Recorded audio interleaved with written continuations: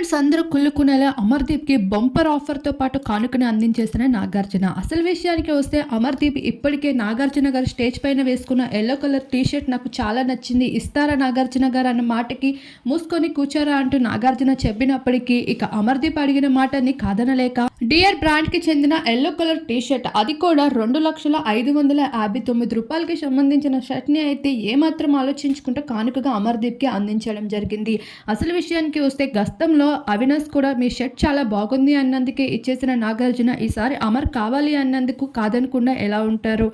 అసలు విషయానికి వస్తే ఇవన్నీ నాగార్జున వేసుకున్న షర్ట్స్ కాదు. బ్రాండ్స్ నుండి ప్రమోషన్ కోసమని పంపిన షర్ట్స్‌ని వేసుకొని షూట్‌ని కంప్లీట్ చేసుకున్న తర్వాత వాటిని వాళ్ళకే పంపించేస్తారు.